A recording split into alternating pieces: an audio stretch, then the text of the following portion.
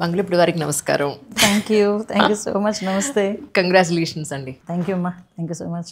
మన తెలుగు ప్రజలకి, ఆంధ్రాకి ఒక విమెన్ హోమ్ మినిస్టర్గా రావడం అనేది చాలా ప్రౌడ్ ఫీల్ ఉంది యాజ్ ఎ విమెన్గా. నిజంగా నాకు కూడా అదే proud feel. Because of that Chandrababu Naidu గారు ఇవన్నీ జరిగినాయి అంటే చంద్రబాబు నాయుడు గారి వల్ల. అందుకే నేను ఎప్పుడు అంటుంటాను, చంద్రబాబు నాయుడు గారు నాకు రాజకీయాలకు గాడ్ ఫాదర్ అని. సో ఆయనకి ఎప్పుడు కూడా రుణపడి ఉండాలి. తెలుగుదేశం పార్టీకి, చంద్రబాబు నాయుడు గారికి ఇద్దరికి కూడా రుణపడి ఉండాలి. అట్ ద సేమ్ టైం నా పాయకరపేట ప్రజలకి ఎలాగో రుణపడి ఉంటాం. ఫస్ట్ మీరు గవర్నమెంట్ టీచర్ అని విన్నానండి. Yeah, I'm teacher. టీచర్ నుంచి ఈరోజు హోమ్ మినిస్టర్ వరకు సచ్ ఎ గ్రేట్ జర్నీ కదా నిజంగా. అంటే great journey in a short span అనమాట. అంటే ఒక 10 years టైంలోనే నాకు 2013 వరకు కూడా ఐఎమ్ ఏ టీచర్. 2014 ఎమ్మెల్యే అయ్యాను. తర్వాత 19 కంటెస్ట్ చేశాను. తర్వాత ఉమెన్ ప్రెసిడెంట్, పాలిట్ బ్యూరో మెంబర్. ఇంకా 13 నుంచి నాకు కంటిన్యూ నా పొలిటికల్ జర్నీ స్టార్ట్ అయింది. ఒక 10 years అయిన తర్వాత చెప్పాను కదా ఇందాక, నా గాడ్ ఫాదర్ దయ వల్ల హోమ్ మినిస్టర్ ఉన్నాను. కానీ హానెస్ట్గా చెప్పండి, ఒక టీచర్గా మీ మనసుకు సంతృప్తి ఇచ్చిందా? ఒక ఏమంటారు, హోమ్ మినిస్టర్గా మీకు మనసుకు సంతృప్తి ఇచ్చిందా అంటే ఏం చెప్పండి? మీకు ఇంకో ఈ విషయంలోనైతే నేను ఒక 2 ways ఆఫ్ ఆన్సర్ చెప్తా. కానీ ట్రూలీ ఓపెన్గా చెప్తున్నా, నేను టీచర్గా ఉన్నాను కాబట్టి పొలిటికల్గా నేను సక్సెస్ అవ్వగలిగాను. Right. Because of teacher only. నేను ఈరోజు పొలిటికల్గా 10 సంవత్సరాల్లోనే నేను ఈ పొజిషన్కి రాగలిగానంటే నా టీచర్ వృత్తి అన్నది చాలా బాగా పనిచేసింది నాకు. అట్ ద సేమ్ టైం ఏంటంటే, నాకు చిన్నప్పటి నుంచి కూడా పాలిటిక్స్ అంటే ఒక ప్యాషన్. లిటరల్లీ నేను టీచర్ కింద ఫస్ట్ టైం అపాయింట్మెంట్ లెటర్ తీసుకుని స్కూల్కి వెళ్ళి సిగ్నేచర్ చేస్తూ అయితే ఏడ్చా. ఎందుకంటే అప్పటికి నాకు 21-22 yearsకి నాకు జాబ్ వచ్చేసింది. అబ్బా 36 years చేయాలా ఈ ఉద్యోగం, లేదు ఇది కాదు నాకు కావాల్సింది, సంథింగ్ ఇంకొంచెం ముందుకు వెళ్ళాలని అప్పటికప్పుడు మళ్ళీ చదవడం మొదలుపెట్టాను. పీజీలు అంటే తొందరగా ప్రమోషన్స్ మీదనే బయటికి రావాలి, లేకపోతే నేను ఏదో ఒక సివిల్స్ ప్రిపేర్ అవ్వాలి, లేకపోతే పాలిటిక్స్. ఎస్, నేను ఫస్ట్ టైం కనుక పాలిటిక్స్లో నేను ఏదైనా ఇబ్బంది పడి ఉంటే 2014 టైంలో మా నాన్నగారికి మాట ఇచ్చొచ్చా. నాన్నగారు అయితే ఒప్పుకోలే. గవర్నమెంట్ టీచరు, చక్కని 2 పిల్లలు, ఎందుకు నీకు పాలిటిక్స్ అది ఇది అంటే, లేదు డాడీ ఒక్కసారి నాకు అవకాశం ఇవ్వండి, నాకు ఫస్ట్ నుంచి కూడా మీరు ఎంకరేజ్ చేసేవారు, ఈసారి కూడా నాకు ఒక్కసారి అవకాశం ఇవ్వండి, ఎవరికో రాదు ఇటువంటి అవకాశం, నాకు వచ్చింది అంటే, మరి ఏదైనా తేడా జరిగితే పరిస్థితి ఏంటి, నీకు వెనకాతల పొలిటికల్ బ్యాక్గ్రౌండ్ లేదు, అలాగే నా 1000 కోట్ల ఆస్తులు లేవు, ఏంటి పరిస్థితి అంటే, నా పిల్లల్ని ఒక 6 నెలలు చూసుకోండి, నేను సివిల్స్ ఏదో రకంగా నా బాధ నేను పడొస్తాను, సివిల్స్ కొట్టుకుంటానన్నా. మీరు సివిల్స్ అచీవ్ చేసింటే నిజంగా ఫస్ట్ ఇంటర్వ్యూ నాదే అయ్యి ఉండేది. I have a series from last almost 8-9 years. Okay. అందరు యూపీఎస్సీ సివిల్ సర్వెంట్స్ అందరిది నేను ఇంటర్వ్యూస్ తీసుకుంటాను. ఓన్లేండి, అలా చేయలేకపోయినా ఇలా చేస్తున్నారు. It's good thing. Right. So నాన్నగారితో అలా అన్నారు. తర్వాత ఆటోమేటిక్గా సక్సెస్ అయ్యాను. సో ఈరోజు ఈ పొజిషన్ వరకు రాగలిగాను. నో హెడిల్స్, బట్ బయటకు రాగలిగాను. కానీ నేను గత కొంతకాలంగా చూస్తున్నప్పుడు, అంటే ప్రీవియస్ గవర్నమెంట్ అప్పుడు కానీ ఇప్పుడు కానీ, రాజకీయ నాయకులు లిటరలీ మీడియా ముందుకు వచ్చి కెమెరా ముందు మైక్ పట్టుకుని వాళ్ళు మాట్లాడేది ప్రజలందరూ వింటున్నారు అని తెలిసినా కూడా పదజాలం చాలా దారుణంగా యూజ్ చేసిన సందర్భాలు చాలాసార్లు చూశాను అప్పుడు.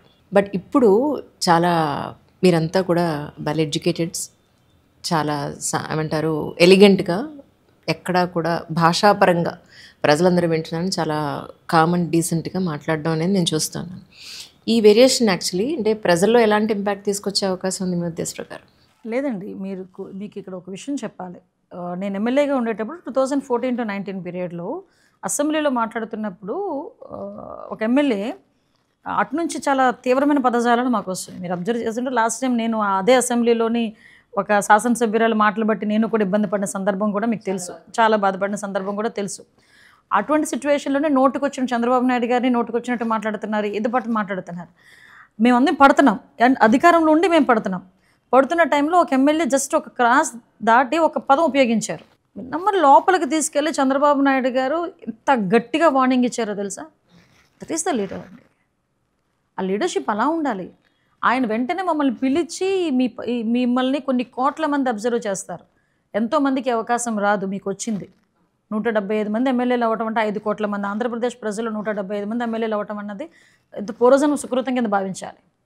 అటువంటి ఎమ్మెల్యేలు మిమ్మల్ని కొన్ని కోట్ల మంది అబ్జర్వ్ చేసేటప్పుడు మీ భాష, మీ బాడీ లాంగ్వేజ్, మీ మాట తీరు ఎలా ఉండాలి, కనీసం మన నుంచనే విధానం కూడా, మన బాడీ లాంగ్వేజ్ కూడా ఎలా ఉండాలి అది అవతల వాళ్ళకి ఇన్స్పైరింగ్గా ఉండాలి తప్పించి మనల్ని చూస్తే చీ కొట్టుకునేటట్టుగా ఉండకూడదు అని ఆ రోజు చెప్పిన ఆ మాటలు ఈ రోజుకి కూడా మాకు భయం ఉంటుంది, గౌరవం ఉంటుంది. సో ఈ రోజుకి తెలుగుదేశం పార్టీ ఎమ్మెల్యేలన్నా, ఎన్డీఏ కూటమి ఎమ్మెల్యేలన్నా ప్రజలు ఎందుకు ఆ మాత్రం గౌరవిస్తున్నారు, ఈ రోజుకైనా మేము వచ్చిన తర్వాత ఆ పదజాలాలు మీరే అన్నారు, ఆ పదజాలాలు ఎక్కడ కనిపించట్లేదు, ఆ టైప్ ఆఫ్ కల్చర్ కనిపించట్లేదని. సో దట్ మేము ఆ డెకోరం మేము మెయింటైన్ చేస్తున్నాం. మెయింటైన్ చేసేటట్టు చేస్తున్నారు చంద్రబాబు నాయుడు గారు. ఈరోజు తనకి ఎగ్జాక్ట్గా పవన్ కళ్యాణ్ గారు కూడా అదే సపోర్ట్ ఇస్తున్నారు. మీరు నమ్మరమ్మా, ఈ రోజుకి కూడా మీకు చూపిస్తాను. వైఎస్ఆర్సీపీ సంబంధించిన వాళ్ళు ఫేస్బుక్స్ కానీ ట్విట్టర్లు కానీ ఓపెన్ చేసి చూడండి. వాళ్ళు మాట్లాడే మాట, ఆ పదాలు ఆడ మగ తేడా లేదు. ఆడవాళ్ళు అలాగే మాట్లాడుతున్నారు, మగవాళ్ళు అలాగే మాట్లాడుతున్నారు. వాళ్ళకి కనీసం వాళ్ళ నాయకుడు చెప్పడా అనిపిస్తుంటుంది. అసలు ఎందుకు పడాలి మేము ఇన్ని మాటలు? అసలు మేమెవరో తెలియదు, మా కుటుంబ నేపథ్యాలు తెలియదు, కానీ మా పర్సనల్ విషయాలు కూడా రోడ్డు మీదకి వచ్చి మాట్లాడే పరిస్థితులు కనిపించాం. 5 సంవత్సరాలు రాజకీయాల్లో ఉండి నిజంగా పోరాటమే చేసాం, అందరం పోరాటం చేసాం. సో అఫ్కోర్స్ దాన్ని ఫ్రూట్ ఈరోజు ఎంజాయ్ చేస్తున్నాం, అది వేరే విషయం. కానీ చంద్రబాబు నాయుడు గారు అధికారంలోకి వచ్చారు అని ఏపీ ప్రజలు సంతోషించే లోపలే ఈ వరదలు, వర్షాలు బీభత్సం సృష్టించేసింది. గట్టిగా చెప్పాలంటే ఈ రోడ్ల వ్యవస్థ కానీ మొత్తం అంతా చాలా డిస్టర్బ్ అయిపోయింది. ఇప్పుడు ప్రస్తుతానికి రిఫార్మ్స్ ఎలా జరుగుతున్నాయంటే ఏం చెప్తారు అంతగా? అమ్మా మీకు ఇంకో విషయం చెప్పాలి.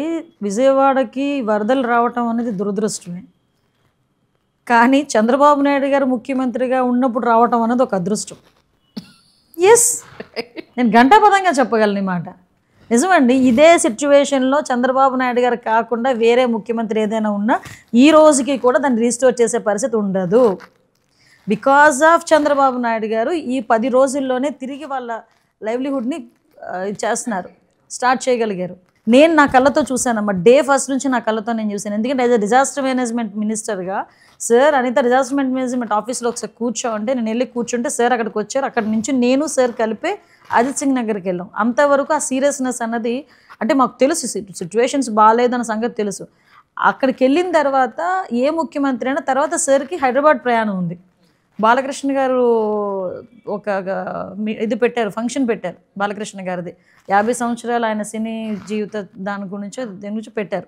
సో దానికి వెళ్ళాల్సిన మనిషి చూసి సిచ్యువేషన్ చూసి నేను ఈ టైంలో ఎక్కడికి కదలను, నాకు నియర్ బై ఆఫీస్ ఎక్కడ ఉంది అంటే కలెక్టర్ ఆఫీస్, అంటే కలెక్టర్ ఆఫీస్లో ఏ ముఖ్యమంత్రి అంటే 10 రోజుల పాటు బస్సులో కూర్చొని అడ్మినిస్ట్రేషన్ చేస్తారు.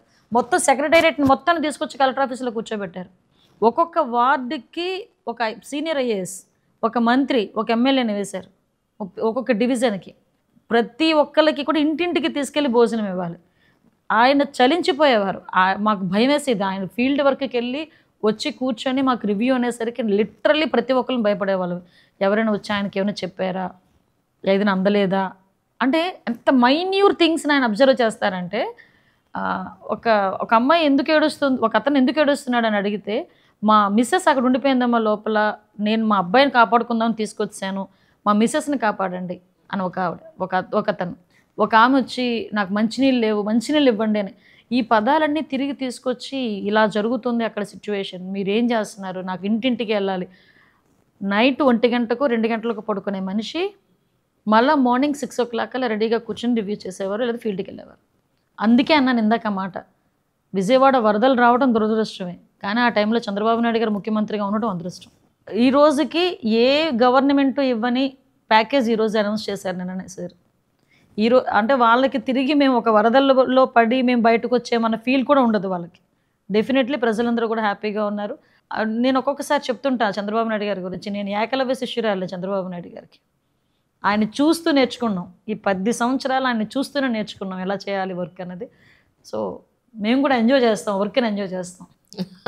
అవును, ఇందాకనే అంటున్నారు 10ంటికి బయటకు వచ్చానంటే ఇంకొక గంటలో 12 గంటలు మీరు బయటకు వచ్చా. యాక్చువల్లీ నెక్స్ట్ కూడా ఇంకా మీటింగ్ ఉందన్నారంటే, కానీ కష్టం కదండి యాజ్ ఎ మదర్ మీకు? నా అదృష్టం, నా పిల్లలు నాకు సహకరిస్తారు, నిజంగా నా అదృష్టం అది. ఒక సింగిల్ పేరెంట్గా నేను నా పిల్లలు ప్రతి ఆస్పెక్ట్లోని కూడా ఈ 10 years వాళ్ళు నన్ను అంతా సపోర్ట్ చేయబట్టే. ఎక్కడికైనా వెళ్తున్నాను అన్న జాగ్రత్తగా అంటారు అంతే. ఏ రోజు నన్ను ఇబ్బంది పెట్టిన పరిస్థితి కూడా రాలే. వాళ్ళకి ఎందుకో చంద్రబాబు నాయుడు గారు అన్నా కూడా అంతే అభిమానం వాళ్ళకి కూడా. పవన్ కళ్యాణ్ గారు అంటే ఆటోమేటిక్గా ఉంటుంది కదా ఇష్టం. సో వాళ్ళు నాకు సహకరించబట్టే నేను ఈ రోజు వరకు ఇలా నేను ఇంత పర్ఫెక్ట్గా వర్క్ చేసుకోగలుగుతున్నా. అది నా అదృష్టం. అంటే అవుట్ ఆఫ్ మై క్యూరియాసిటీ సరదాగా అడగడం ఈ క్వశ్చన్. అంటే యాజ్ ఏ మదర్ పొద్దున్న లేస్తే వాళ్ళకి ఏదో వండి పెట్టాలని ఉంటుంది కదా మనకి, ఏం తింటున్నారో లేదో ఎలా ఉంటున్నారో అని. అసలు టైం ఉందా మీకు ఈరోజు? వాళ్ళు నన్ను అడుగుతున్నారు, అమ్మ ఏం తింటావు, మీకు ఒక మెసేజ్ చూపిస్తాను ఇప్పుడు, అమ్మ ఏం తింటావు లక్ష్మాంటి చేత ఏం వండించమంటావు అని అడుగుతుంది అనమాట, మెసేజ్ పెడుతుంది. సో ఒక స్టేజ్ అంతే, ఒక స్టేజ్ వరకు వాళ్ళని మనం చూసుకున్నాము. వాళ్ళు కొంచెం పెద్దవాళ్ళు అయ్యారు కదా, ఆటోమేటిక్గా ఇప్పుడు తిరిగి వాళ్ళే నన్ను అడుగుతున్నారనమాట. కానీ పవన్ కళ్యాణ్ గారికి అన్ని పోర్ట్ఫోలియోలు ఇవ్వడం అనేది, అంటే ఇంకెవరూ లేరా ఈయనకి ఇచ్చారని కొంతమంది విమర్శించారు ఒక పర్టికులర్ టైంలో. అలాంటి వాళ్ళకి మీరు ఏం సమాధానం చెప్తారు? అసలు విమర్శించే వాళ్ళు ఒక్కొక్కసారి నాకు అనిపిస్తుంది అమ్మా, ఫీల్డ్ మీదకుండి యుద్ధం చేయాలి, యుద్ధం చేసేవాడు తెలుస్తుంది పెయిన్.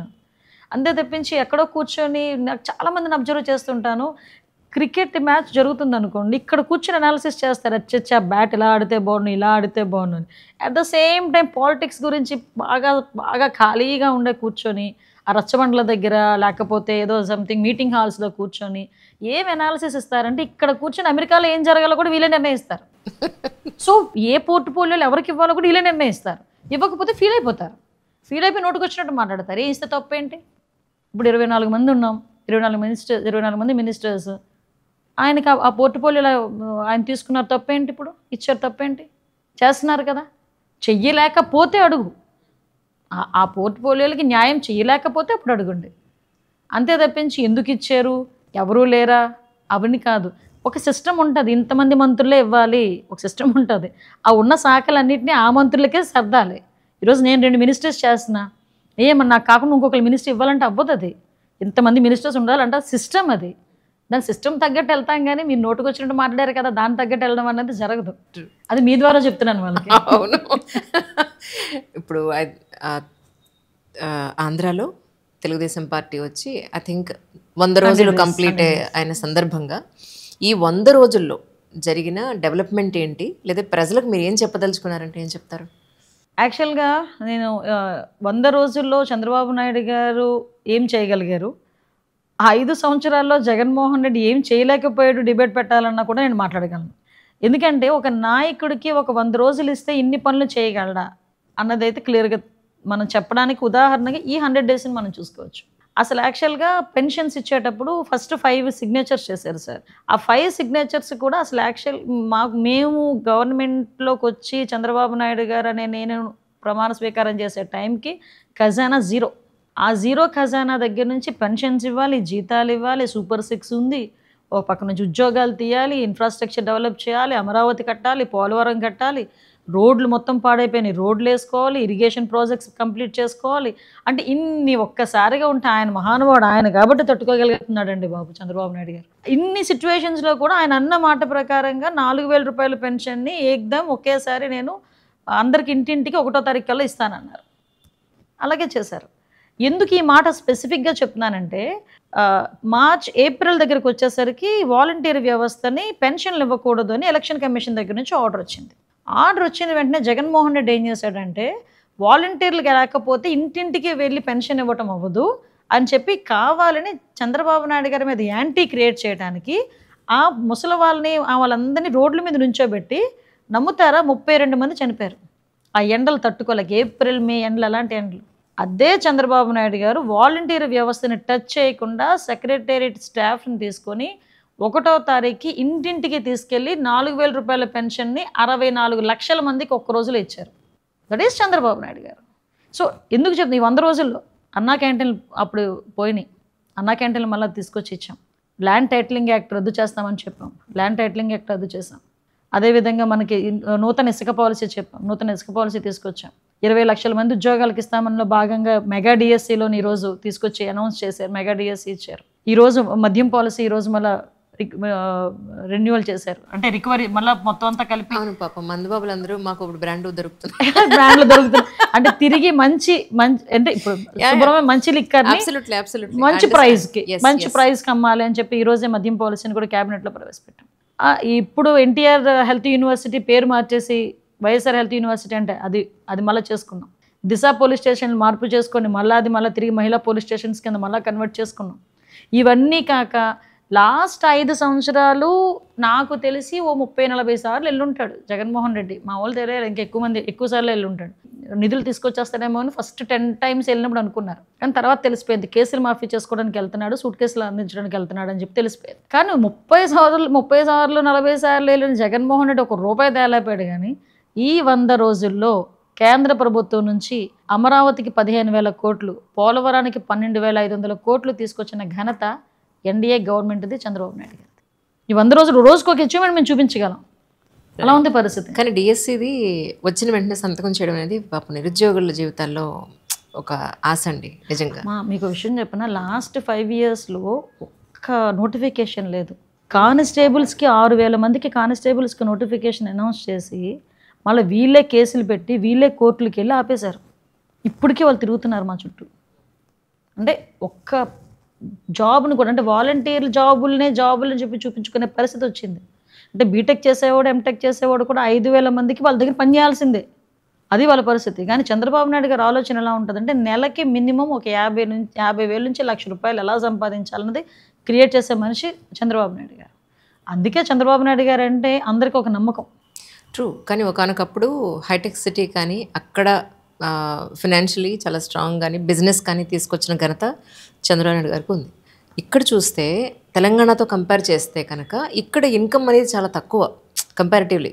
ఇప్పుడు మొత్తం అంతా కూడా ఖజానా ఖాళీ ఉంది, అప్పులు కుప్పలై ఉన్నాయి అని అన్న దీంట్లో ఇప్పుడు ఈ వరదల దాంట్లో ఎలా మేనేజ్ చేస్తున్నారు యాజ్ ఏ హోమ్ మినిస్టర్గా? అంటే యాక్చువల్గా వరదల విషయంలో కాంపెన్సేషన్స్ అనౌన్స్ చేసేటప్పుడు మేమందరం అడిగాం group of ministries, sir burden మరి ఎక్కువగా ఉంటుంది అంటే ఒకటే మాట అన్నారండి ఆయన, అయితే అవుతుంది, మనం కష్టపడదాం, వాళ్ళకి ఈ టైంలో మనం సహాయం చేయకపోతే ఇంకెవరు చేస్తారు, మనం చేయకపోతే ఇంకెవరు చేస్తారు, వాళ్ళకి రిలీఫ్ కావాలి, వాళ్ళు ఆ షాక్ నుంచి బయటికి రావాలి, సో అదేదో మనం కష్టపడదాం అని చెప్తూనే ఈ రిలీఫ్ ఫండ్కి యాక్చువల్గా సీఎం రిలీఫ్ ఫండ్కి ఎంతమంది బయటకు వచ్చి వాళ్ళ తాలూకా అంటే అభిమానాన్ని కానీ వాళ్ళ తాలూకా సహాయ సహకారాలు కానీ అందిస్తున్నారో మీరు చూసారా? వీల్ చైర్ మీద కూర్చున్న ముసలావిడను కూడా బయటకు వచ్చి నా పెన్షన్ అని చెప్పి ఇచ్చేళ్ళింది. ఒక ఆవిడైతే గాజులు తీసి చేతులు పెట్టి వెళ్ళిపోయింది. చిన్నపిల్లలు $200 $300 వాళ్ళు డిబ్బీలో వేసుకున్నవి కూడా బయటకు తీసుకొచ్చి స్కూల్ పిల్లలు తీసుకొచ్చి చంద్రబాబు నాయుడు గారి చేతిలో పెట్టారు. వాళ్ళు ఏ నమ్మకంతో నాకు ఇచ్చున్నారు వచ్చి వాళ్ళందరూ కూడా. సో అదే నమ్మకాన్ని నేను నిలబెట్టుకోవాలి, మనం కష్టపడదాం, కావలిస్తే ముందు వాళ్ళకి ఇవ్వాల్సింది ఇద్దాం, పెద్ద ప్యాకేజ్ అయినా ప్రాబ్లం లేదు ఇద్దామన్నారు. అందుకే ఆయన అంటే మాకు మనం కూడా. అండ్ మోరోవర్ ఫిల్మ్ ఇండస్ట్రీ నుంచి చాలా చక్కటి విరళాలు ప్రజల కోసం చాలామంది ముందుకు వచ్చారు. అందరూ టీవీ ఆర్టిస్టులు వచ్చారండి, ఫిలిం ఆర్టిస్టులు వచ్చారు, వాళ్ళు కూడా మిగతా చాలామంది వచ్చారు. ఈరోజు బయటకు చెప్తున్నాను కదా, ఈవెన్ ఉద్యోగస్తులు వాళ్ళు ఒక రోజు జీతాన్ని అందరూ కూడా విరాళంగా ఇచ్చారు తెలుసా. ఈరోజు మా ఎమ్మెల్యేస్ కానీ ఎమ్మెల్సీస్ కానీ వీళ్ళందరూ కూడా ఒక నెల జీతాన్ని విరాళంగా ఇచ్చిన సందర్భం. ఒక హాస్టల్ వార్డెన్స్ అందరూ కలిపి తీసుకొచ్చి వాళ్ళు విరాళంగా ఇచ్చారు. అంటే ఎవరికి తగ్గట్టు వాళ్ళు ఎంతో కొంత తీసుకొచ్చి వాళ్ళకి ఇచ్చే సహాయంలో మా పాత్ర కూడా ఉండాలి అని ఒకే ఒక కాన్సెప్ట్తో చంద్రబాబు నాయుడు గారి చేతిలో పెట్టారండి. అది తీసుకొచ్చి ఎంత నమ్మకం లేకపోతే ఆయన చేతిలో తీసుకొచ్చి పెడతారండి. అమరావతి పరిస్థితి ఏంటండి? ఏం లేదు, మేము చంద్రబాబు నాయుడు గారు ఎప్పుడైతే ముఖ్యమంత్రి చంద్రబాబు నాయుడు గారు అని నేను అనే ఒక వాయిస్ వచ్చిందో ఆ రోజు ఏదో అంటారు కదా, అమరావతి ఊపిరి తీసుకుంది. సో నో ఇష్యూ, అమరావతికి వచ్చింది ఏం లేదు. ఇక్కడ ఆంధ్రప్రదేశ్ రాజధాని అమరావతి. 5 సంవత్సరాలు ఏదో చేద్దామని నరకం చూపించాడు. కానీ అక్కడ ఉన్న మహిళా రైతులు కానీ, అమరావతి ప్రజలు కానీ, రాష్ట్రంలో ఉన్న ప్రజలు కానీ, ఎక్కడైతే విశాఖపట్నాన్ని రాజధానిగా చేస్తానని చెప్పిన ఆ విశాఖపట్నం ప్రజలు కూడా మాకు అమరావతి రాజధానిగా కావాలి అని మాట్లాడే సందర్భం. చంద్రబాబు నాయుడు గారు ముఖ్యమంత్రి అయిన తర్వాత ఫస్ట్ టైం సెక్రటేరియట్కి వెళ్ళినప్పుడు అమరావతి ప్రజలు ఇచ్చిన ట్రీట్ చంద్రబాబు నాయుడు గారికి దారి పొడుగున పూల మీద తీసుకెళ్లారు. లిటరలీ పూల మీద తీసుకెళ్లారు ఆయన. అంతకుమించి ఇంకేం కావాలి, అందుకే ఆయన అమరావతి ఊపిరి తీసుకుంటున్నాను. రైట్. ఏపీ నుంచి ఒక ఆవిడ, ఒక బ్రాహ్మణ ఆవిడ, ఆల్మోస్ట్ ఒక 60 ఏళ్ళు ఉన్నాయి ఆవిడకి. ఆవిడ ఫోన్ చేశారు, తరతరాలుగా ఉన్న ఆస్తులు, ల్యాండ్లు ప్రీవియస్ గవర్నమెంట్ వాళ్ళు మమ్మల్ని చాలా ఇబ్బంది పెట్టి చాలా వరకు వాళ్ళు కబ్జా తీసేసుకున్నారు. అంజలి, మాకు ఇక్కడ గవర్నమెంట్లో మాకు ఎవరు తెలియదు, మా ల్యాండ్లు కొంచెం మాకు ఇప్పించగలుగుతావా? సో ఆ పాయింట్లో అలాంటి వాళ్ళకి మీరు ఏం భరోసా ఇస్తారు? యాక్చువల్గా ఇలాంటి వాళ్ళు మీ వరకు వచ్చింది ఒకటే కేసు అమ్మా, మా వరకు వచ్చింది కొన్ని, చంద్రబాబు నాయుడు గారి వరకు వెళ్ళింది కొన్ని వేలు లక్షల కేసులు ఉన్నాయి. ఎందుకంటే వైజాగ్ లాంటి సిటీస్లో ఒక 100 గజాల స్థలం ఉందంటే దాన్ని కాపాడుకోవడానికి ఒక మనిషిని అక్కడ పెట్టుకునే పరిస్థితులు, ఎప్పుడు ల్యాండ్ 22 ఏళ్ళకి వెళ్ళిపోతుందో తెలియదు. అలా చేసిన సందర్భంలో ఇలాగ చాలామంది ఉన్నారనే రెవెన్యూ మినిస్టర్ గారు మన అనగానే సత్యప్రసాద్ గారుకి చంద్రబాబు నాయుడు గారు ఆదేశాలు ఇచ్చారు. ఏమని, ఇలాంటి సిచ్యువేషన్స్ ఉన్నాయి, ఒక 1 month డ్రైవ్ పెట్టండి, ఎవరెవరైతే వాళ్ళ భూములు కోల్పోయారో వాళ్ళందరినీ వచ్చి రిజిస్టర్ చేసుకుంటే వాళ్ళందరికీ ఎస్ ప్లీజ్ మా తప్పకుండా మీరు నాకు ఇవ్వండి, నేను ఇమీడియట్గా మినిస్టర్ గారికి ఇస్తాను. అక్కడ వాళ్ళకి ఏమైనా పోలీస్ పరంగా వాళ్ళకి ఏదైనా సపోర్ట్ కావాలంటే నేను చేస్తాను, రెవెన్యూ పరంగా సపోర్ట్ కావాలంటే మంత్రి గారు ఉన్నారు, సీఎం గారి దృష్టి కూడా తీసుకెళ్తాను డెఫినెట్గా. ఈ కార్యక్రమం ఆల్రెడీ శ్రీకారం చుట్టారు. సో ఎవరికైనా ఎటువంటి ప్రాబ్లం వచ్చినా వాళ్ళు కంపల్సరీగా వెళ్ళి ఆ లోకల్ కలెక్టర్ గారికి వాళ్ళకి ఇన్ఫామ్ చేసుకుంటే వాళ్ళకి ఇమీడియట్గా న్యాయం జరుగుతుంది. దాని గురించి చెప్తున్నాను కదండి, చంద్రబాబు నాయుడు గారి దగ్గర ఇలాంటి ఆటలు సాగవు. కాబట్టి బాధితులు ఎవరైతే ఉన్నారో వాళ్ళకి కంపల్సరీ న్యాయం జరుగుద్ది. కానీ కూటమి అధికారంలోకి వచ్చిన తర్వాత, చంద్రబాబు నాయుడు గారు సీఎం అయిన తర్వాత వైఎస్ఆర్సీపీ లీడర్స్ మీద కక్ష సాధింపు చర్యలు చేస్తున్నారు. భరత్ గారు ఎవ్రీడే ఇన్స్టాగ్రామ్లో ఒక వీడియో పెడుతూ ఉన్నారు. విజయవాడ భరత్ గారు మమ్మల్ని ఇలా కొట్టేశారు, కొంతమంది చంపేశారు, కొన్ని కూలగొట్టేశారు అని. ఇది ఎంతవరకు నిజం అంటారు? ఇప్పుడు అది దాస్తే దాగే పరిస్థితి కాదండి. మీకు విషయం చెప్పనా, నేను ఇది బెదిరించి మాట్లాడట్లేదు, లేకపోతే నేనేమి దాన్ని ఏమంటారు హెడ్ స్ట్రాంగ్తో నేను మాట్లాడట్లేదు.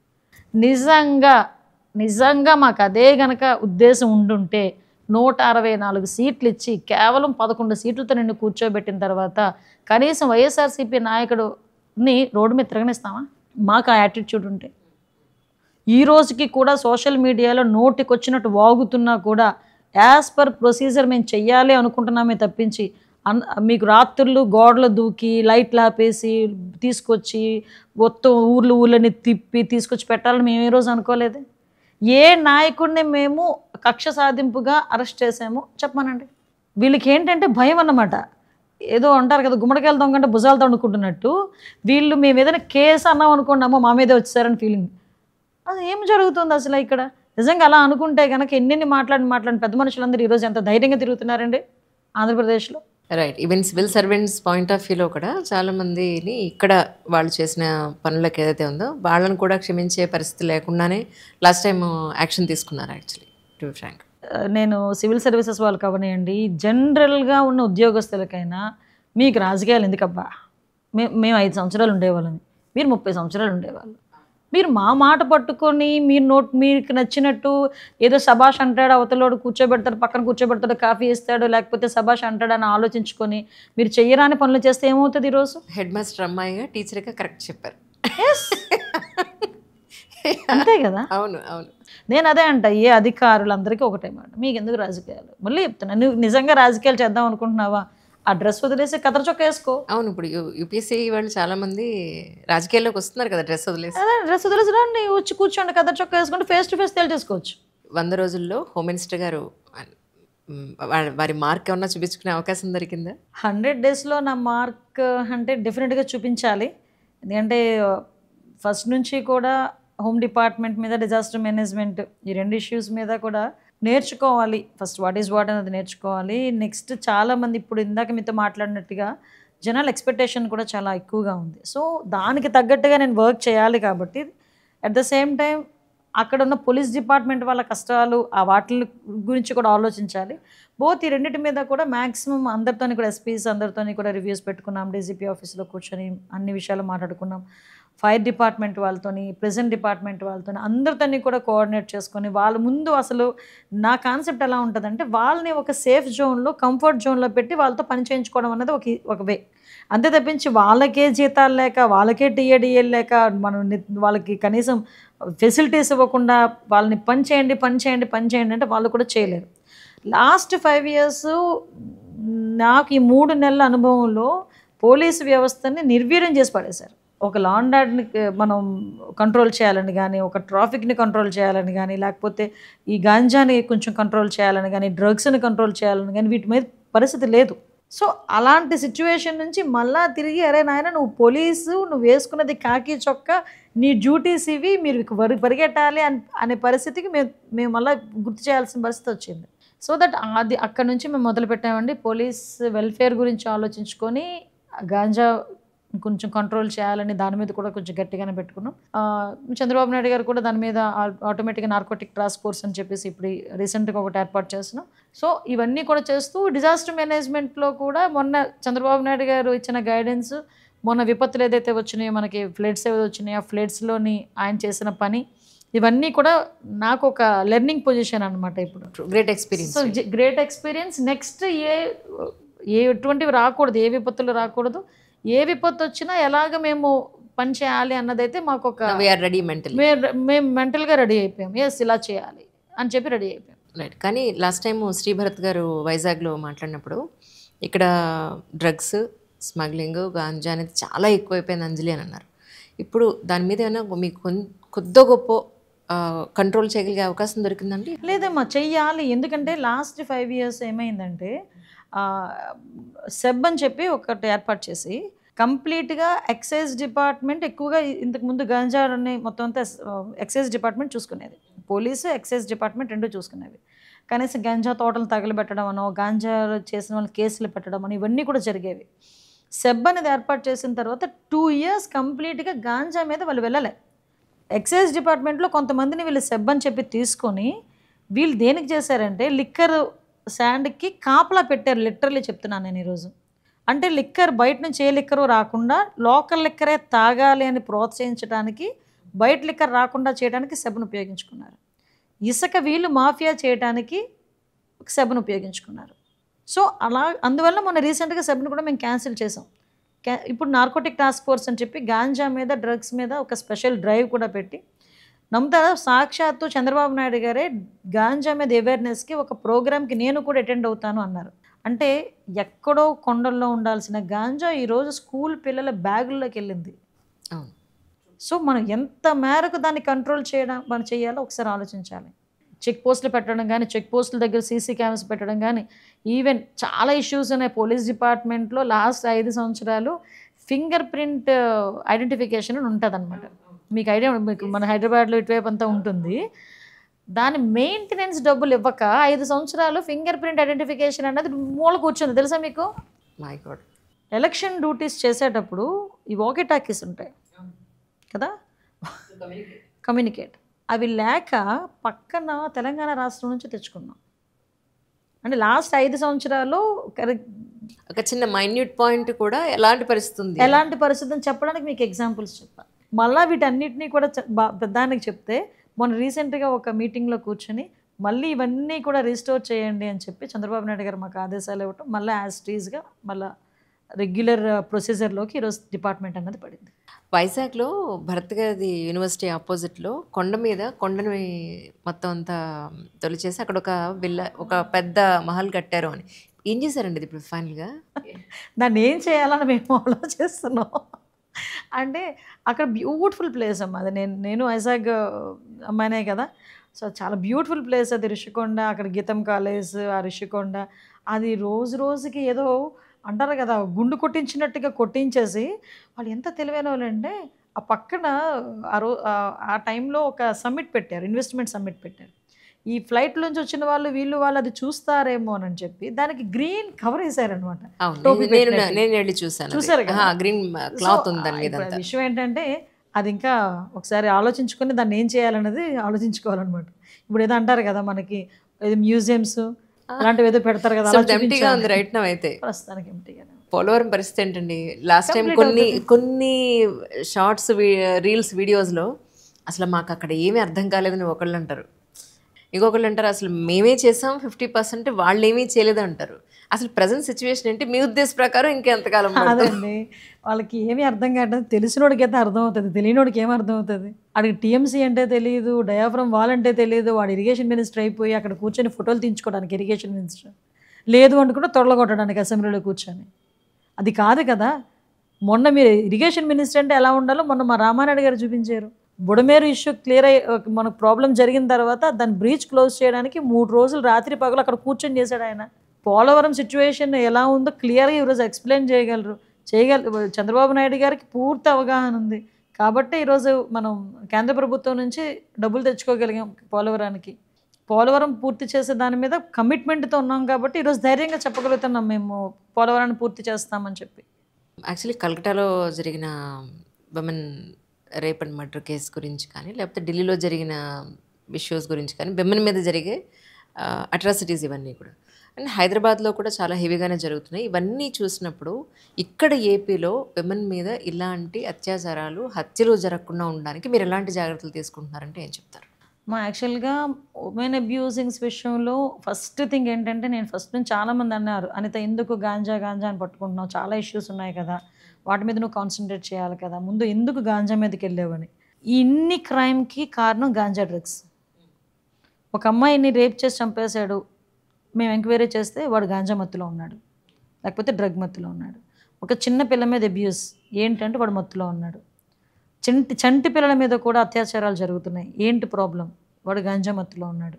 అంటే నేనేమంటానంటే బేస్ని కొట్టాలి, ముందు బేస్ని కొట్టాలి. ఆ విషయంలో మేము ఫస్ట్ ఆఫ్ ఆల్ గంజాయి విషయంలో చాలా స్ట్రిక్ట్గా మేము ముందుకెళ్ళటం. అట్ ద సేమ్ టైం ఈ రోజుకి కూడా ఒక ఫాస్ట్ ట్రాక్ కోర్ట్స్ని అని చెప్పి, ఫాస్ట్ ట్రాక్ కోర్ట్స్ పోక్సో యాక్ట్లో ఫాస్ట్ ట్రాక్ కోర్ట్స్ని పెట్టడం జరుగుతుంది. అతను ముఖ్యమంత్రి హోదాలో ఉండేటప్పుడు చంద్రబాబు నాయుడు గారు ఉమెన్ ప్రొటెక్షన్ విషయంలో ఒక ఉమెన్స్ ఆర్గనైజేషన్స్ వాళ్ళందరితో కూడా ఒక పెద్ద ర్యాలీ తీసిన మనిషి ఇదే విజయవాడలో, మనందరం కూడా ఉమెన్ ప్రొటెక్షన్ విషయంలో ఉండాలని. లోకేష్ గారు కరిక్యులమే మార్చాలి, ఉమెన్ మీద గౌరవం పెరగాలి. ఫస్ట్ థింగ్ ఏంటంటే స్త్రీ మీద గౌరవం పెరిగిన రోజు ఇది జరగవు. సో ఆ గౌరవం పెరగాలి, దాన్ని కరిక్యులంలో చేర్చాలి, చిన్న స్థాయి నుంచి కూడా అది జరగాలి అని లాంగ్ రన్ ఆలోచించి నిర్ణయాలు తీసుకునే మనుషులు ఇప్పుడు ఈరోజు మన గవర్నమెంట్లో ఉండడం మా అదృష్టం. సో దట్ ఆ విషయంలోనే ఎక్కడైనా ఇమీడియట్గా నాకున్న అదృష్టం ఏంటంటే, పలానా దగ్గర ఎక్కడైనా ప్రాబ్లం జరిగింది అనేసరికి నేను ఎస్పీకి ఫోన్ చేసి అది ఏమైంది అనే లోపు తీసుకొచ్చి నిందితుడిని పట్టుకుని జైలుకి పంపిస్తున్నారు. సో అంత ఫాస్ట్గా ఉన్నారు, అంత ఫాస్ట్గా ఉండేటట్టు చేసింది కూడా చంద్రబాబు నాయుడు గారే. సో ఉమెన్ ప్రొటెక్షన్ విషయంలో ఎక్కడ కూడా కాంప్రమైజ్ అయ్యే పరిస్థితి లేదు. వాళ్ళకి అన్ని రకాలుగా కూడా, అంటే లాస్ట్ టైం ఇది కూడా మీకు చెప్పాలి, దిశ పోలీస్ స్టేషన్ 21 రోజుల్లో ఉరి తీసేస్తాము, అలా తీసేస్తాము అని చెప్పి ప్రగల్భాలు పలిగితే నేను కూడా నిజంగా 21 రోజుల్లో సాధ్యమా అనుకున్నా. సో ఈ విషయం మీద ఫోరెన్సిక్ ల్యాబొరేటరీ ఒకటి అమరావతిలో కట్టాలని చంద్రబాబు నాయుడు గారు శంకుస్థాపన చేస్తే 21 రోజుల్లోనే శిక్ష పడేటట్టు చేస్తాను దిశ చట్టం అని చెప్పి తీసుకొచ్చిన ఈ పెద్ద మనిషి అమరావతిలో ఫోరెన్సిక్ ల్యాబొరేటరీ కడుతున్నారని చెప్పి ఆపేశాడు. ఎక్కడి నుంచి తీసుకొస్తాడు ఫోరెన్సిక్ రిపోర్ట్స్, నాకు అర్థం కాదు. కడుతున్న వాటిలే ఆపుతావు, 21 రోజులు శిక్ష విధిస్తానంటావు, అసలు ఎలా రిలేట్ అవుతుంది? ఆ దిశ మీకు నమ్మరు, ఒకసారి ప్రీవియస్ ఫొటోస్ తీయండి ఒకసారి. దిశ పోలీస్ స్టేషన్ ఓపెన్ చేస్తున్నానని చెప్పి మొత్తం లేడీ బ్యాచ్ మొత్తం వచ్చింది, మంత్రులు ఎమ్మెల్యేలు అందరూ రాజమండ్రి వెళ్ళారు. పాపం జగన్మోహన్ రెడ్డికి ప్లేస్ కూడా లేకపోతే చేతికి ఒకటికే ప్లేస్ ఇచ్చారు, రిబ్బన్ కత్తిరించడానికి, కత్తిరికి ఆ చేతికి ఇచ్చారు ప్లేస్. పాపం ఆయన ఎగిరి ఇలా ఫోటో మీకు ఎప్పుడైనా ఉంటే చూపిస్తాను, లేదని గూగుల్లో ఒకసారి సెర్చ్ చేయండి. నిజమమ్మా నేను చెప్పేది. నేను అనుకునేది నిజంగా కత్తిరిక ఆయన చేతికి ప్లేస్ ఇచ్చారు, మిగతా అందరూ మన ఆడవాళ్ళే మొత్తం. అంత ప్రెస్టేజియస్గా తీసుకెళ్ళి కట్ చేస్తే, ఆ సీన్ కట్ చేస్తే ఏమైందో తెలుసా, నవ్వకూడదు, సాయంత్రం అయ్యేసరికి ఒక ఆడపిల్లని గ్యాంగ్ రేప్ చేసి 3 రోజుల నుంచి 7 గ్యాంగ్ రేప్ చేసి ఎంత ధైర్యంతో తీసుకొచ్చి అదే దిశ పోలీస్ స్టేషన్ ఏదైతే జగన్మోహన్ రెడ్డి ఓపెన్ చేశాడో అదే పోలీస్ స్టేషన్ ముందు వదిలేసి వెళ్ళిపోయారు. అంటే అంత భయంకరమైన సిచ్యువేషన్స్ని ఫేస్ చేశారు ఆంధ్రప్రదేశ్ ప్రజలు. Now they are happy, they are secured now. కానీ ప్రకాశం బ్యారేజ్ కూల్ చేయడానికి ఒక కుట్ర జరిగింది అనేది ఒక సోషల్ మీడియాలో ఒకటి నడుస్తుందండి, ఎంతవరకు నిజమంటారు? అంటే మేమేదో రాజకీయం చేసేసాము, మేమేదో రాజకీయంగా మేము మాట్లాడేస్తున్నాము అన్నది కాదు. మీరు ఒక కామన్గా, మీరు ఒక అన్ని చూసే వ్యక్తిగా, ఒక కామన్ ఉమెన్గా మీరు ఒకసారి ఆలోచించండి. 14.4 క్యూసెక్స్ వాటర్ ఫ్లో, ప్రకాశం బ్యారేజ్ కెపాసిటీ 11.9 ప్రకాశం బ్యారేజ్ కెపాసిటీ. ఆ రోజున్న water flow 11.4 lakh cusecs water ఆ రోజు వచ్చింది. ఒక పక్క నుంచి జనాలు మునిగిపోయారు, అక్కడ ఇబ్బందులు పడుతున్నారు, ఒక పక్క నుంచి టెన్షన్. 11,90,000 క్యూసెక్ వాటర్ వస్తే పరిస్థితి ఏంటి అన్నది మా టెన్షన్. సో ఈ టెన్షన్స్ మధ్యలో సడన్గా మాకు ఫోన్ వచ్చింది, ఇలాగ వచ్చి గుద్దుకొని మాకు అక్కడ కొంచెం ఆ వాల్ అది చిన్న డ్యామేజ్ అయింది. సో కొంచెం అది మనకి ఇబ్బంది అవుతుంది, అక్కడ అలా ఆగిపోయినాయి, ఏంటి పరిస్థితి అని చెప్పి ఎంక్వైరీ చేస్తే ఆ 3టికి కూడా వైఎస్ఆర్సీపీ కలర్స్, ఆ 3 బోట్లకి వైఎస్ఆర్సీపీ కలర్స్. 3 బోట్ల యజమాని ఒకడే వైఎస్ఆర్సీపీ నాయకుడు తాలూకా మనిషి, ఆ తలసిల రఘురాము, ఆ నందిగాం సురేష్ తాలూకా మనుషులు తాలూకా బోట్లు అవి. పరిస్థితి చూస్తే అందులో ఇసుక ఉంది. అంత పెద్ద బోటు, దగ్గర దగ్గర 40 టన్నులు ఉన్న బోటు, మీరు వాటర్ ఫ్లోలోకి వెళ్ళిపోకుండా ఉండాలంటే నైలాన్ తాడు పెట్టి కడతారా, ఇనుప గొలుసులు పెట్టి కట్టాలా? జస్ట్ ఒక నైలాన్ తాడు పెట్టి కట్టారు. పోనీ ఏదో తాడు పెట్టి కట్టారు అనుకోండి, దగ్గర దగ్గర అది అవతల ఉద్దన రాయనపాలెంలో ఉండాల్సిన ఒడ్డున ఉండాల్సిన బోట్లు ఇక్కడికి వచ్చినాయి. అదొకటి. నెక్స్ట్ ఇంకోటి ఏంటంటే అదే ఒడ్డున 200 బోట్లు పైగా ఉన్నాయి. ఇంతకన్నా తేలికైన బోట్లు కూడా చాలా ఉన్నాయి. ఏ బోట్లు కదలలే. ఈ 5 బోట్లు కదిలినాయి. అందులో ఒకటి కొట్టుకుపోయింది, ఒకటి మునిగిపోయింది. ఈ 3 బోట్లు వచ్చి కొట్టినాయి. కొట్టడం కౌంటర్ వెయిట్ దెబ్బతినింది. అది ఏదైనా చిన్న తేడా జరిగి ఆ బ్రిడ్జ్ కనుక ఏదైనా అయ్యుంటే 11.4 లక్షల క్యూసెక్ల వాటర్ కనుక బయటకు వచ్చి విజయవాడ పరిసర ప్రాంతాలు, విజయవాడ గుంటూరు మీద పడుంటే ఎన్ని వేల మంది చనిపోయేవారమ్మా. నేనేమంటానంటే, అరే మేము ఫస్ట్ నుంచి సైకో జగన్ అంటే చాలామంది మమ్మల్ని ఏదో అనేవారు. మరి ఇలాంటి పని చేస్తే సైకో జగన్ అనరా? అంత పెద్ద ఇష్యూ అసలు నాకైతే మతిపోయింది. మాకు అరే ఏమైనా జరుగుంటే ఎంతమంది ప్రాణాలు బలి తీసుకుంటావు అంటే, చంద్రబాబు నాయుడు మీద నీకు కసి ఉండొచ్చు, చంద్రబాబు నాయుడు గారి గవర్నమెంట్ మీద నీకు బాధ ఉండొచ్చు, కానీ దాన్ని నువ్వు ఇంకా ఏదైనా బెటర్ వేలో ఆలోచించాలి తప్పించి ఇంత నీచంగా ఆలోచిస్తావా? అమ్మ, ఒక్కొక్క కౌంటర్ వెయిట్ బరువు ఎంతో తెలుసా? 16 టన్నులు, 17 టన్నులు. అలాంటిది కూడా డ్యామేజ్ అయింది అక్కడ కౌంటర్ వెయిట్స్ అని. నేను నిజంగా అది కుట్రలో, అది సోషల్ మీడియాలో రావడం కాదమ్మా, అది నిజంగా జరిగింది కుట్రే. అది ఇది ప్రజలందరూ కూడా గమనించాలి. అంటే వాళ్ళు ఇన్స్టాగ్రామ్లో పెట్టింది ఏంటంటే, మేము నిజంగానే అలా చేస్తున్నట్టయితే ఆ బోట్స్ మీద మా పార్టీకి సంబంధించిన ముద్ర ఎందుకు వేసుకుంటాము అని. ఇంకొకటి అయితే అంతాడు, ఇంకొకరిని అడిగితే ఎందుకు ఇస్తాడండి? వాడు పార్టీ వాడు కాబట్టి ఇచ్చుకున్నాడు. పోనీ నాకు అఫ్కోర్స్ సమాధుల మీద కూడా రంగులు వేసుకునేవాళ్ళు అండి మనోడు. కొంత ఏంటది రాళ్ళు మీద, సర్వే రాళ్ళు మీద బొమ్మ రంగులు అన్నీ వేసుకునేవాడు. అఫ్కోర్స్ బోట్ల మీద కూడా అలాగే వేసుకున్నాడు. ఎందుకు రంగులు వేసుకుంటున్నారు వీళ్ళని నాకు అర్థమయ్యేది కాదు చాలా రోజులు. అదేంటంటే ఒక రైట్, పేటెంట్ రైట్ అనమాట. మేము వైఎస్ఆర్సీపీ వాళ్ళు మేము ఏ అదో పనులు చేసినా ఈ కలర్ చూసి ఆగిపోవాలి నువ్వంతే. ఒకడంటాడు, మొన్న ఎక్కడో చూశాను, అంత పెద్ద బ్రిడ్జిని ఇంత చిన్న పడవ కొట్టగలుగుతాడు, ఇంత పెద్ద రాయిని ఇంత పెద్ద సుత్తి కొట్టలేదు. ఎగ్జాక్ట్లీ నిజమే కదా. నిజంగా ఎన్డీఏ గవర్నమెంట్లో ఉన్న మేము ఆంధ్రప్రదేశ్ ప్రజలు అదృష్టవంతులం కాబట్టి అంత పెద్ద ఉపద్రవం తప్పించుకున్నాం. ఆ దేవుడే తప్పించాడు, కృష్ణమే తప్పించింది అంతే. మరి ప్రత్యేక హోదా మీద ఇప్పుడు స్టాండ్ ఏంటండి? ఏం లేదండి. ఇప్పుడు ఒక్కటైతే చాలా క్లియర్. ఈ రోజు వరకు ఆంధ్రప్రదేశ్ రాష్ట్రానికి కావలసిన రైల్వే జోన్ ఈ రోజుకి చంద్రబాబు నాయుడు గారి దయ వల్ల అది క్లియర్ అవుతుంది. At the same time Amaravati పూర్తవుతుంది, పోలవరం పూర్తవుతుంది. మాకు కావలసిన అన్ని ఫెసిలిటీస్ కూడా ఈరోజు సెంట్రల్ గవర్నమెంట్ నుంచి మేము తెచ్చుకోగలుగుతున్నాం. ఒక పేరైతే లేదు కానీ ఆ పేరులో అందులో ప్రత్యేక హోదాలో వచ్చే ప్రతి ఒక్క ఆస్పెక్ట్ కూడా ఈరోజు సెంట్రల్ గవర్నమెంట్ నుంచి మేము తీసుకొచ్చుకుంటున్నాం. సో ఆ విషయంలో ఎక్కడ కూడా రాజీ అయ్యే ప్రసక్తి లేదు. సార్ కూడా ఆ విషయంలోనే కేంద్ర ప్రభుత్వం కూడా క్లారిటీగా ఉన్నారు. చంద్రబాబు నాయుడు గారు, పవన్ కళ్యాణ్ గారు కూడా ఆ విషయంలో చాలా క్లియర్గా ఉండి ఆంధ్రప్రదేశ్ రాష్ట్రానికి రావాల్సిన అన్ని వనరుల్ని కూడా తీసుకొస్తున్నారు. జైత్వానీ కేసులో సోషల్ మీడియాలో అంతా కూడా ఆయన ఒకానొకప్పుడు రాజశేఖర రెడ్డి గారు ఈయన దగ్గరికే పంపించారు జగన్ని, నా దగ్గర బిజినెస్ మెలకువలు నేర్చుకోవడానికి అని చెప్పి, జైత్వానీ కేసులో ప్రత్యక్షంగా వీళ్ళిద్దరే మేజరా అన్నట్టుగా సోషల్ మీడియా అంతా పుకారు లేపొస్తుంది. సో ఈ పాయింట్లో మీకు ఏమన్నా అనిపించిందా? యాక్చువల్లీ ఒకటండి, నేను ఇందులోని మేము పొలిటికల్ యాంగిల్లో ఆలోచించలేదమ్మా. క్లియర్గా ఒక ఆడబిడ్డ ఎక్కడో ముంబైలో ఉన్న ఒక ఆడబిడ్డ రాష్ట్రం పరువు తీసుకునేటట్టుగా ఇక్కడికి తీసుకొచ్చి ఆ అమ్మాయిని అన్ని ఇబ్బందులకి గురి చేశారు. ఆ అమ్మాయి మీద రాంగ్ ఎఫ్ఐఆర్ నోట్ చేశారు.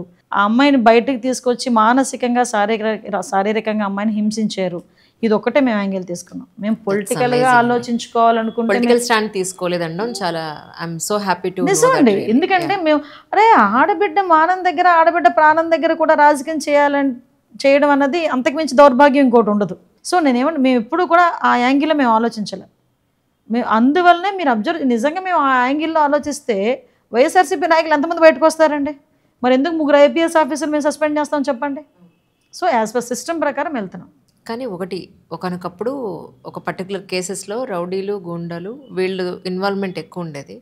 ఇప్పుడు ఆ ప్లేసుల్లో సివిల్ సర్వెంట్స్, రాజకీయ నాయకులు వీళ్ళు రావడం అనేది ప్రజల్లో ఎలాంటి ఇంపాక్ట్ ఉండే అవకాశం ఉంది? ఒక పొలిటికల్ వాళ్ళ మీద కానీ, లేదంటే అదర్ డిపార్ట్మెంట్స్ మీద, పోలీస్ డిపార్ట్మెంట్ మీద ఎస్పెషల్లీ ప్రజల్లో నమ్మకాన్ని ఎలా మీరు మళ్ళీ రిఫార్మ్ చేస్తారు? మీరు అన్నది చాలా మంచి పాయింట్. ఇప్పుడున్న సిచ్యువేషన్స్లో మనం ఇంప్లిమెంట్ చేయాల్సిన పాయింట్. ఎస్పెషల్ అందుకే నేను ఒక మాట అంటానండి. ఒక ఆడపిల్ల కనిపించట్లేదని ఒక పోలీస్ స్టేషన్కి వెళ్తే ఫస్ట్ ఇంప్రెషన్ అమ్మాయి వయసు అంతా అని అడుగుతారు కదా. ఆ అమ్మాయి వయసు ఇంతకు ముందు 18, 19 అంటే వేరేగా ఆలోచించుకునేది. 12, 13కే రేపేళ్ళుండి వచ్చేస్తుందిలే. అబ్సల్యూట్లీ. సో అప్పుడు ఆ తల్లిదండ్రులు బాధపడే పరిస్థితి ఏంటి? ఆ తల్లిదండ్రులు ఒక అమ్మాయి, మా అమ్మాయిని కనిపించట్లేదని బాధపడి వెళ్తే వాళ్ళు ఈ రకంగా కించపరిచి మాట్లాడుతున్నారే అన్న బాధ. నేను అందుకే డే ఫస్ట్ చెప్పాను, ఫ్రెండ్లీ పోలీసింగ్ ఉండాలి. ఫ్రెండ్లీ పోలీసింగ్ కూడా ఎలా ఉండాలి అంటే, కనీసం బాధతో వచ్చిన వాళ్ళ మాట వినండి, 50% అక్కడే వాళ్ళకి బాధ తగ్గిపోతుంది. సో ఆ రకంగా మేము సిస్టమ్ని క్రియేట్ చేస్తున్నాం. యాజ్ ఆఫ్ నౌ అటువంటి కంప్లైంట్స్ అంటే అడ్వర్స్ కంప్లైంట్స్ ఏమీ లేవు. యాస్టీస్గా ఇప్పుడున్న అందరూ కూడా చాలా యంగ్స్టర్స్ అండి, ఎస్పీస్ అందరూ కూడా చాలా యంగ్స్టర్స్ పనిచేస్తున్నారు.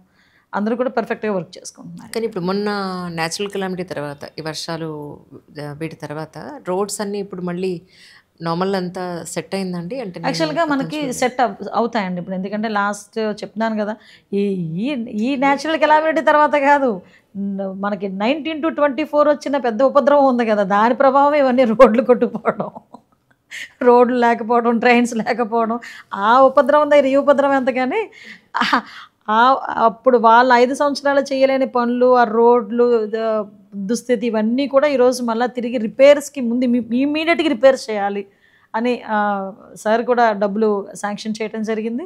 నెక్స్ట్ ఇంకోటి ఏంటంటే మినిమం రోడ్స్ అవన్నీ కూడా సార్ ఇనిషియేషన్ తీసుకొని ఎక్కడ కూడా ప్రజలకు ఇబ్బంది లేకుండా చేసుకుంటారండి, అది మాత్రం clear.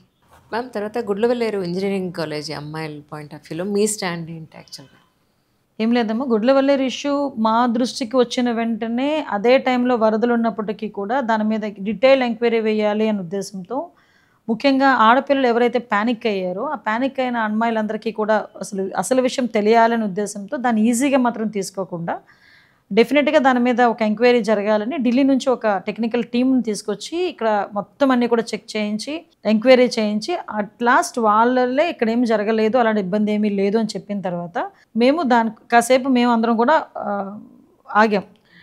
At the same time నేనేమంటానంటే, ఆల్ ఆఫ్ సడన్ ఈరోజు పిల్లలు ఏదో జరిగింది అని ఒక ప్యానిక్ సిచ్యువేషన్లో ఉండేటప్పుడు ఒక ముఖ్యమంత్రి హోదాలో ఉన్న వ్యక్తి ఒక ఇన్సిడెంట్ మీద ఎలా రియాక్ట్ అవుతారని చెప్పడానికి నేను చెప్తున్నా. వాళ్ళందరూ ప్యానిక్ అయ్యే ఉండే సమయంలో ఒక పోలీస్ ఆఫీసరు వాళ్ళ మీద కొంచెం రూడ్గా మాట్లాడింది. అంటే తను పేషెన్సీ కోల్పోయి ఏదో మాట్లాడింది ఆవిడ అక్కడ నుంచి తప్పించేసాం, డ్యూటీ నుంచి తప్పించేశారు అక్కడ నుంచి. అంటే ఆడపిల్లలకున్న ప్యానిక్ సిచ్యువేషన్లో మనం ఎక్స్ప్లెయిన్ చేసి వాళ్ళకు ఒక భరోసా కల్పించాలి అని చెప్పడం జరిగింది. ఈ ఫ్లడ్స్ ఉన్న నేపథ్యంలో నేను వెళ్ళలేకపోయాను, బట్ నేను ఏదో ఒక రోజు కంపల్సరీగా వెళ్తాను హాస్టల్కి, వాళ్ళందరితో కూడా మాట్లాడి ఎక్కడ కూడా వాళ్ళకి ఒక భరోసా ఇచ్చి ఒక ధైర్యం ఇచ్చే పరిస్థితి ఉంటుంది, డెఫినెట్గా ఉంటుంది. వివేకానంద రెడ్డి గారి వాళ్ళ డాక్టర్ మిమ్మల్ని ఏదో కలిసారని చెప్పని విన్నానండి. Is it? వచ్చారు 2 times వచ్చారు కలవటానికి. కానీ నాకు ఆవిడని చూస్తే ఒక తండ్రి చావు అయ్యి దగ్గర 6 సంవత్సరాలు అయినా కూడా సొంత పెదనాన్న కొడుకు ఒక అన్నయ్య సీఎం హోదాలో 5 సంవత్సరాలు ఉన్న తర్వాత కూడా ఇంకా న్యాయం గురించి ఒక ఆడబిడ్డ పోరాటం చేస్తుంది. ఇన్నేళ్ల తర్వాత కూడా, 6 సంవత్సరాల తర్వాత కూడా. నేనేమంటానంటే, ఈ 5 సంవత్సరాలు, లాస్ట్ 5 సంవత్సరాలు వాళ్ళ అన్నయ్య ముఖ్యమంత్రి, బయటోడెవడో కాదు. చనిపోయిన తర్వాత ఇదే అన్నయ్య అక్కడికి వెళ్ళి నారాసుర రక్త చరిత్ర అని చెప్పి ఆ చావును కూడా ఉపయోగించుకొని 2019లో సీఎం అయిపోయాడు. చెల్లి నీకెందుకు, నేను సిబిఐ ఎంక్వైరీ చేస్తానని చెప్పి ఆ రోజు అన్నాడు. ముఖ్యమంత్రి హోదాలో కూర్చున్న తర్వాత సిబిఐ లేదు, ఏమీ లేదు, సిఐడి జాలి నీకు అన్నాడు. పోనీ ఆ సిఐడినైనా తిన్నగా చేయించారా అంటే అది లేదు. ఓకే, ఆఖరికి సొంత అంటే ఒక అన్నయ్య న్యాయం చేయలేక ఒక తండ్రి చావుకి నాకు న్యాయం జరగాలి అని చెప్పి ఒక ఆడబిడ్డ అలా తిరుగుతూ ఉంటే నిజంగా చాలా బాధ అనిపించింది. At the same time Chandrababu Naidu గారు కూడా చాలా సీరియస్గా తీసుకున్నారు ఈ ఇష్యూని. ఆ అమ్మాయికి ఎట్టి పరిస్థితుల్లో న్యాయం జరుగుద్ది. అంటే నేనేమంటానంటే, రాజకీయాలు అనేవి ఎప్పుడైనా ఉంటాయి అది వేరే విషయం, కానీ సొంత ఇంట్లో ఆడపిల్లల్ని కూడా సరిగ్గా ట్రీట్ చేసుకోలేని వాడు సొసైటీలో పొలిటికల్గా రావడానికి అర్హుడా జగన్మోహన్ రెడ్డి? ఒక్కొక్కసారి నాకు మొన్న తనని చూసిన వెంటనే సునీత గారిని చూసిన వెంటనే నాకు అదో క్వశ్చన్ రైజ్ అయింది. షర్మిల గారు బయటకు వచ్చి మాట్లాడుతున్నప్పుడు కూడా నిజంగా అనకూడదు కానీ ఎక్కడో లేరు శత్రువులు జగన్మోహన్ రెడ్డికి, పరిస్థితి అలా ఉంది. అందువల్ల ఒక్కొక్కసారి పొలిటికల్ అనిపిస్తుంటుంది, ఈయన సొసైటీ చంద్రబాబు నాయుడు గారు రాజకీయాలు ఉండడానికి అర్హుడు కాదని మాట్లాడుతుంటాడు ఈయన. అసలు సొసైటీలో ఉండడానికి అర్హుడు కాదు నువ్వు. జగన్మోహన్ రెడ్డి అనే వ్యక్తి సొసైటీలో ఉండడానికి అర్హుడు కాదు. ఏమన్నా ఏదో అంటారు కదా, ఆంధ్రప్రదేశ్ ప్రజల దురదృష్టం ఒక్కోసారి ఆ మనిషిని రాజకీయాల్లో చూడటం. మనం అనుకున్నట్టు మీరు వచ్చి కరెక్ట్గా 12 గంటలు దాటిపోయింది అడుగు బయట పెట్టి. But thank you so much for time అండి. Thank you. మీరు చాలా ఓపిక్గా, మై ప్లెజర్. అంటే యాక్చువల్గా పొలిటికల్ ఇంటర్వ్యూస్ చేయటం అనేది, అంటే నేను మిమ్మల్ని చూస్తుంటాను, మీరు చాలామంది ఇంటర్వ్యూ చేస్తుంటారు, కానీ పొలిటికల్ ఇంటర్వ్యూస్ అనేది కొంచెం కష్టమే కదా, ఎందుకంటే మేము చెప్పేదంతా వినాలి కదా మీరు. సో దట్ అందుకు చెప్తున్నా. Thank you so much. Thank you so much.